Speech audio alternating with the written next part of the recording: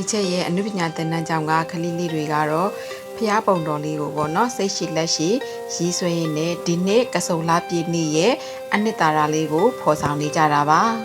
ညောင်ရည်သုံးပွဲအမှတ်တရအဖြစ်ပေါ့နော်ကလေးတွေရဲ့စိတ်ကူးတွေကဖျားပုံတော်တွေကိုအခုလိုမျိုးလေးလှလှပဖန်တီးနေကြတာပါပကြီးရေးဆွဲတာကအယုံဆူဆိုင်မှုကိုအောက်ကားယုံစေတာမကပဲပေါ့နော်ယဉ်ကျေးမှုနဲ့ဘာသာရေးအသည့်တွေကိုပါဒီချေတို့ကရရှိစေပါတယ်အခုဖျားပုံတော်လေးတွေဆိုလို့ရှိရင်ဒီချေတို့ကပေါ့နော်ဖျားရဲ့မျက်နှာတော်လေးတွေဖျားပုံတော်လေးတွေကိုဒီချေတို့က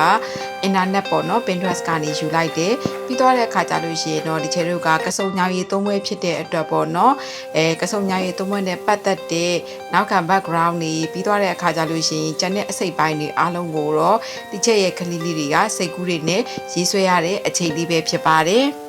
ဒီလိုအင်တာနက်တွေဖုန်းတွေအရန်ခေတ်စားနေတဲ့အချိန်မှာပေါ့နော်ဆရာမတို့တွေကဒီလိုမျိုးပကြီးလေးတွေကိုအာယုံစူးစူးဆိုင်နဲ့ဆွဲနိုင်မှုဆိုတာတကယ်ကိုခက်ခဲတဲ့အလုပ်ပါဒါပေမဲ့တစ်ချက်ကလေးလေးတွေကတော့တကယ်ကိုအာယုံစူးဆိုင်နဲ့ဒီပကြီးကားလေးတွေကိုရေးဆွဲနေကြတာပါကလေးတယောက်ချင်းစီမှာမတူညီတဲ့အမှုပညာအမြင်တွေရှိကြပါတယ်တချို့ကတော့အယောင်တောက်လေးတွေကိုကြိုက်တယ်တချို့ကကြတော့အယောင်မှုရာလေးတွေကိုစက်တယ်ပေါ့နော်ဒီထဲမှာဆိုလို့ရှိရင်အဓိကကညောင်ရည်သုံးဝဲဖြစ်တဲ့အတွက်တချို့ကညောင်ရွက်ကလေးတွေကိုအဓိကပုံဖော်ပြီးတော့ရေးကြတယ်ဖျားမျက်နှာတော်လေးတွေကိုတပ်ပယ်အောင်ကြည်ညိုအောင်ရေးဆွဲကြတာပေါ့နော်ကဆုံလာပြည်နေကမြတ်စွာဘုရားရှင်နဲ့ပတ်သက်ပြီးတော့အလွန်ထူးခြားတဲ့နေလေးတစ်နေ့ပဲဖြစ်ပါတယ်မြတ်စွာဘုရားပေါ့နော်ဒီပင်ခရာမြတ်စွာဘုရားထံမှာဓာတ်ခံယူတယ်ပြီးတော့တဲ့အခါအလောင်းတော်တိတ်တထဖွားမြင်တဲ့နေဆိုလဲဟုတ်တယ်ပြီးတော့တဲ့အခါဘုရားအဖြစ်သို့ရောက်ရှိရပေါ့နော်တပ်ပင်ညုတညာကိုရရှိတဲ့နေလည်းဖြစ်ပါတယ်ဒီတော့မှာပြိဋိဘံဆံယူတဲ့နေဆိုလဲမမှားဘူးပေါ့နော်ဒီနေ့တွေအတွက်ဆရာမတို့တွေကကစုံညောင်ရည်သုံးပွဲကိုဒီအမှတ်တရလေးတွေနဲ့သူတို့စိတ်ထဲဆွဲအောင်သင်ပေးလိုက်ခြင်းပဲဖြစ်ပါတယ်ဒီလိုပူပြင်းတဲ့နေရာဒီမှာပေါ့နော်ဘောရီညောင်ပင်ကိုဒီချေတို့တရားတွေနဲ့ထုံဖုံးပြီးတော့ဒီလိုမျိုးပေါ့နော်ညောင်ရည်သွန်းတဲ့အတွက်ဒီချေတို့တွေကုသိုလ်တရားတွေလည်းရရှိတယ်